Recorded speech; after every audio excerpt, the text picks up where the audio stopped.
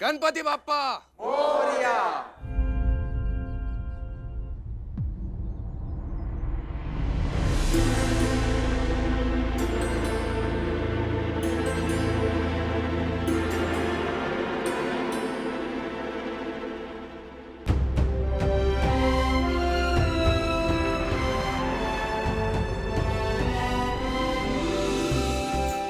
भाऊ, आसपास के साहूकार और गांव के आम लोगों ने हमारे लिए ढेर सारे उपहार भेजे।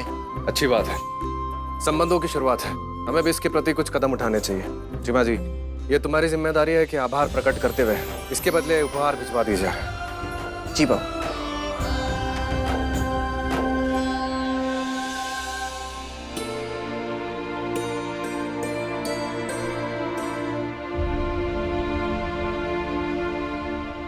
वाड़े में महर्जी जोशी पधारे हैं।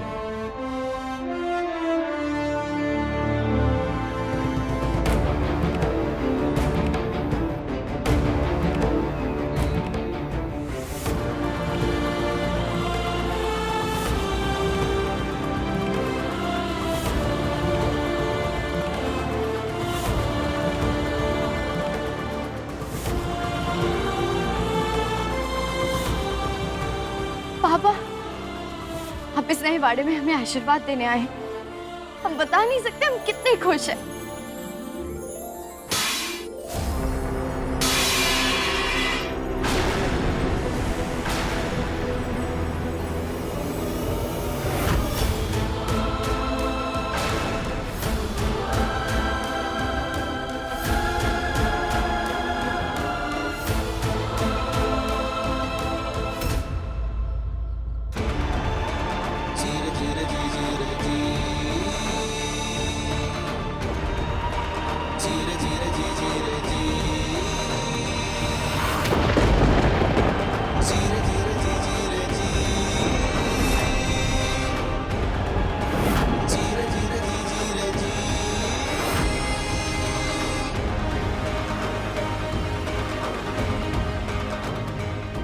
कृष्णा, बाजीराव, आपकी हिम्मत कैसे हुई मेरे बेटे को दास बनाकर रखने की? पापा, राहुल। लाडू, बस तुम बीच में मत पड़ो।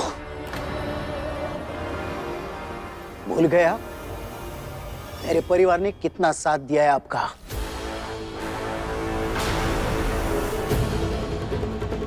आपका पूरा परिवार बंदी था। 75,000 स्वर्ण मुद्राएं हमारी बेटी के लिए हाजिर है। अपने राव को लाने की तैयारी शुरू कर दो। मैंने स्वर्ण मुद्राएं यूं ही दे दी थी, याद है? ये पेशवा की गद्दी, ये राजकारण केवल आपके नाम से नहीं चलता बाजीराव। इसके पीछे धन की ताकत भी होती है। युद्ध में आप जो शत्रुओं के सर काटते हैं, वो तलवारें, आपके सेना की रसद, सब कुछ साहूकारों द्वारा दिए गए धन की वजह से आपको प्राप्त होता है। बल्लाल परिवार एहसान का बदला ऐसे चुकाते हैं। पेशवा बाजीराव बल्लाल, साहूकारों के दम पर आपकी गद्दी चलती है, सेना पलती है। लेकिन आज के बाद ये साहूकार महर्जी जोशी अपनी सारी मदद बंद कर देगा। आप मेरे बेटे की मान की रक्षा नहीं कर पाए। आज के बाद मैं आपके मान की रक्षा नहीं करूंगा। माँ जी, बस।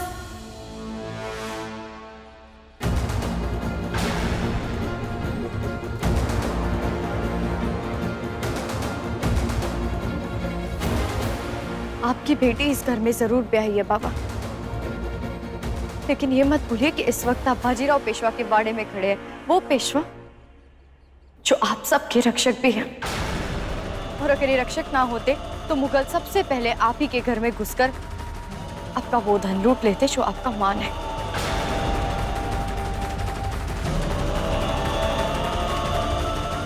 आपके बेटे ने अपराध किया था और उसी अपराध का उसे दंड भी मिला, और वो दंड राव ने नहीं,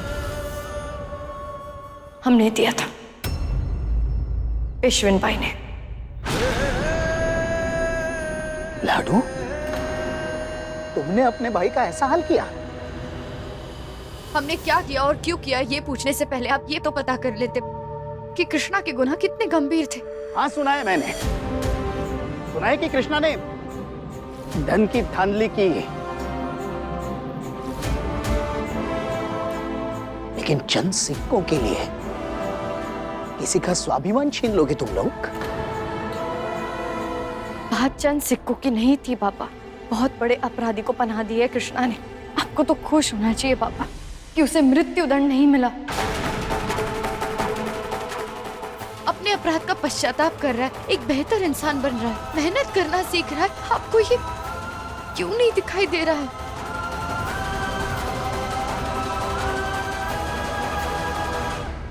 इसकी हालत तुम्हें दिखाई देती है? हमें तो बस यही दिखाई देता है पापा कि न्याय सबके लिए एक बराबर होता है। जिस अपराध के लिए कोषाध्यक्ष का गला काट दिया गया, उसमें शामिल होने के लिए कृष्णा राव को तो बस मेहनत करके राज्य का धन लौटाने की सजा मिली है। पेशवा सरकार ने तो फिर भी नरमी बरती, प्राणदान दिया है कृष्णा को।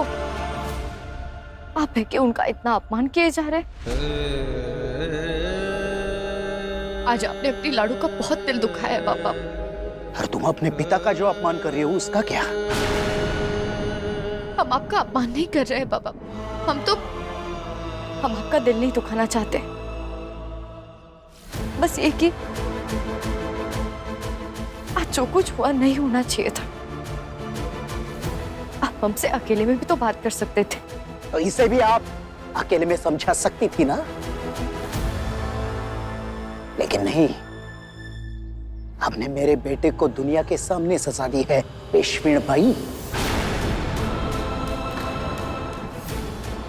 और ये मैं भूलूंगा नहीं। और पेशवा सरकार, अपनों को लगी चोट का दर्द आप नहीं समझोगे। चोट हमें लगी है ना, तो इस चोट को मैं जरूर वापस करूंगा। साहूकार हूं, सूद समेत लौटाऊंगा।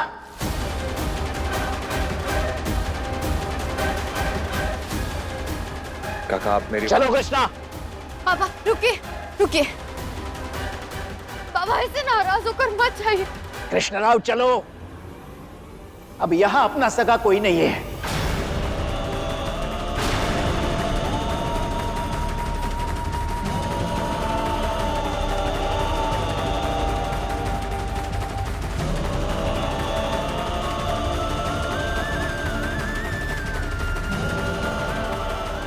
लाडू,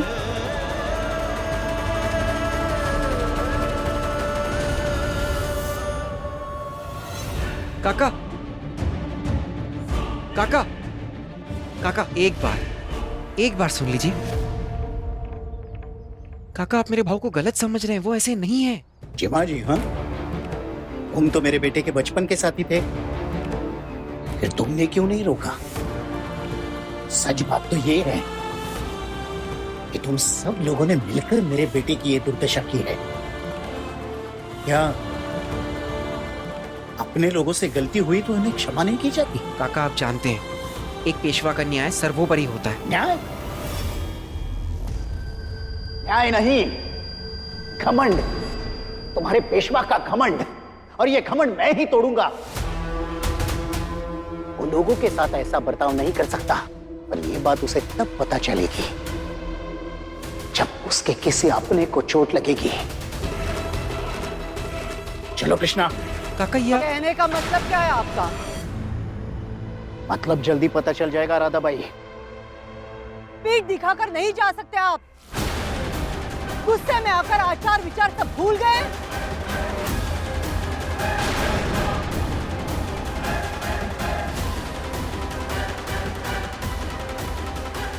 ये तो बस शुरुआत है राधाबाई।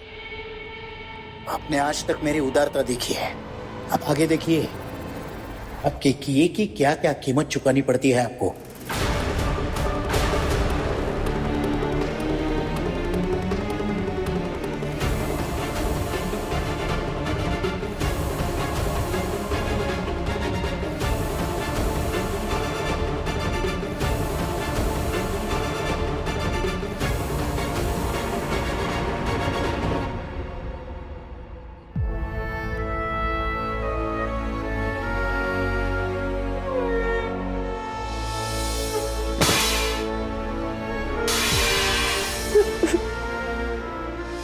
कृष्णराव चलो, अब यहां अपना सगा कोई नहीं है।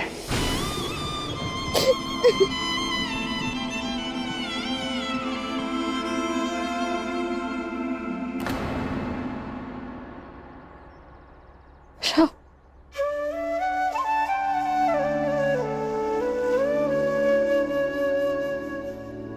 मैं तुम्हारे बाबा से बात कर रहा था। क्या जरूरत थी तुम्हें बीच में बात करने की?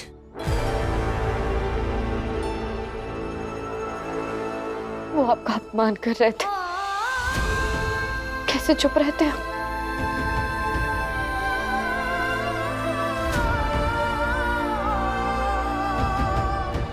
काशी, बच्चा नहीं हूं मैं जो मेरा अपमान होगा और तुम मुझे बचाओगी। पेशवा हूं, अपनी बात खुद रख सकता हूं।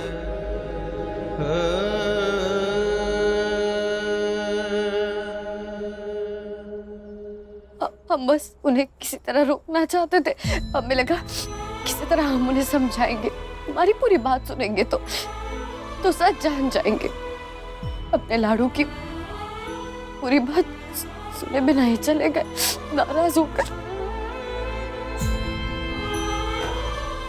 अब क्या करें?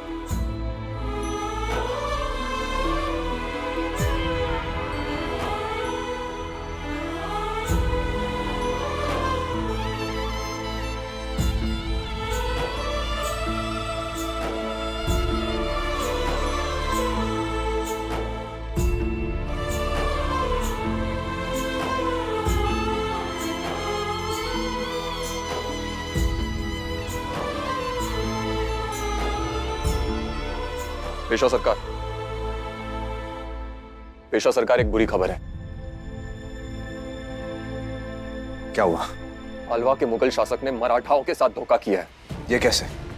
संधि की बात हुई थी ना? वही तो। पहले तो उसने शाहू महाराज को संधि प्रस्ताव भेजा, दूसरी तरफ इंदौर और मालवा के आजू बाजू के राज्य जो शाहू महाराज के खिलाफ है, उनको अपने साथ मिलाकर लड़ाई की तैयारी कर रहा है।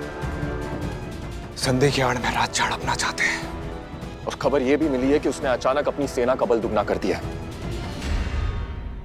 इन मुगलों पर भरोसा करना ही नहीं चाहिए था। अब इस धोखे का जवाब हमारे योद्धाओं की तलवार देंगी।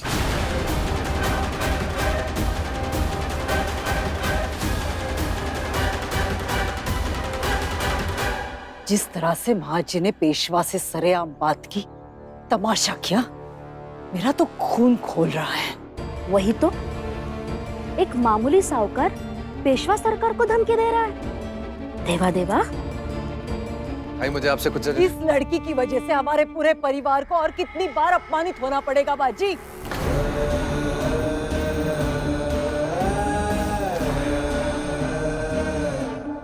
महाजी धमकी देकर गए मुझे। भाई वो कृष्णराव के पिता है, उनका इस तरह से बरस पड़ना जायज है। तो वो अपनी सीमा भूल जाएंगे? नहीं आई, आप गलत समझ रही है। मैं जानता हूं उन्हें, वो हमारे खिलाफ कोई भी गलत काम नहीं कर सकते।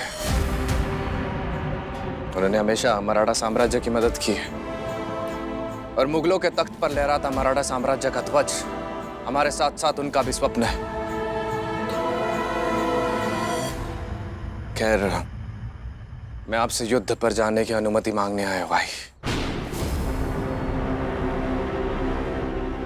युद्ध? मालवा के मुगल शासक ने हमारे साथ धोखा किया है आई। संधि के आड़ में युद्ध की तैयारी कर रहा था। खैर, उसे सबक सिखाने का समय आ चुका है। आज शाम निकलना है हमें। आपका और बाबा का आशीर्वाद लेने आया था मैं। यशस्वी बाबा,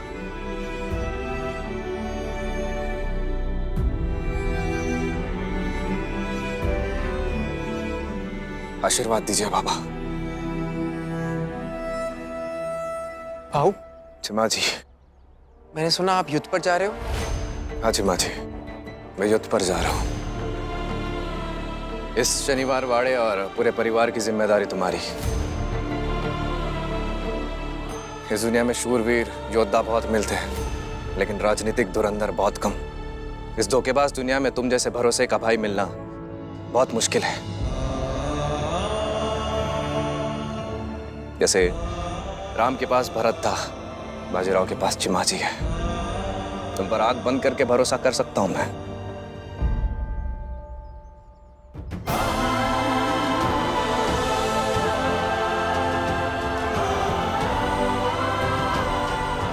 चलता हुआ ही।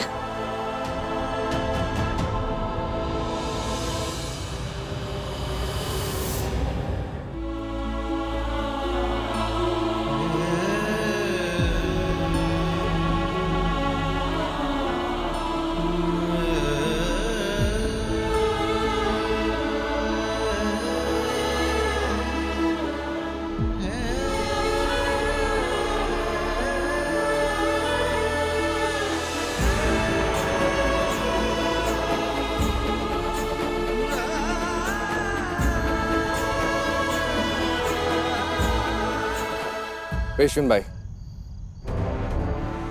युद्ध में जा रहा हूं, लेकिन मुझे तिलक लगाते वक्त तुम्हारे हाथ बिल्कुल नहीं कांपे। रणभूमि में भेजते वक्त तुम्हें डर नहीं लगता? एक पेशविन वो दर्द की अनुमति होती है, डर की नहीं।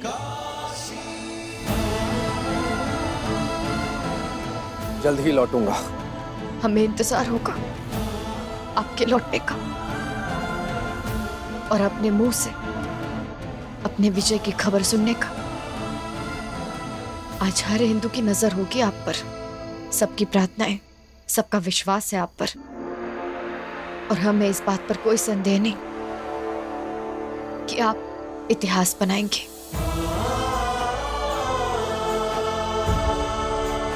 हर हर महादेव। हर हर महादेव। सैनिकों, हम में से सबको शस्त्र की और शास्त्र की समझ है। शास्त्र के आधार पर हमने संधि प्रस्ताव भेजा था, अब शस्त्र के आधार पर चढ़ाई होगी।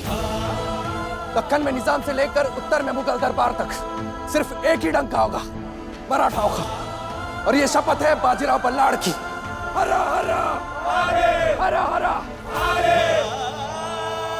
भाई, आशीर्वाद दीजिए। यशस्वी हो। चलता हूं।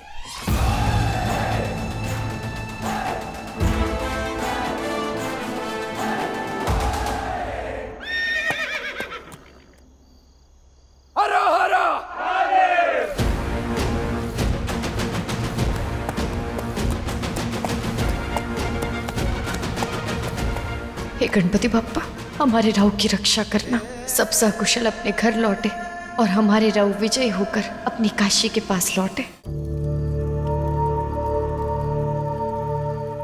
वहां झाड़ियों में जाके देखो। चलो। और तुम उस तरफ जाके देखो।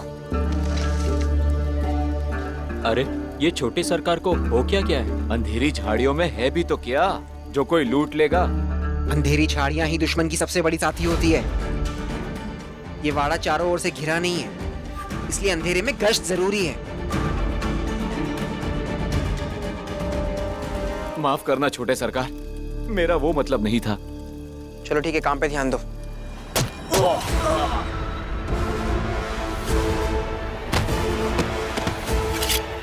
सावधान, हमला!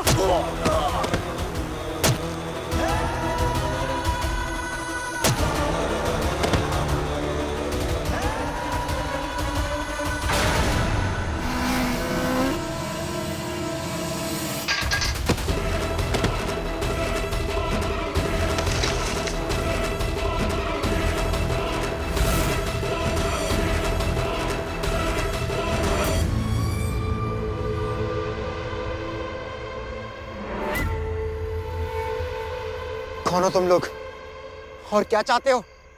और करो महत जी का अपमान। महाजी काका, वो कौन तुम लोग? और महत जी भी बहुत खुश होंगे, उनके अपमान करने वालों को हमने धर दो पहुंचा है।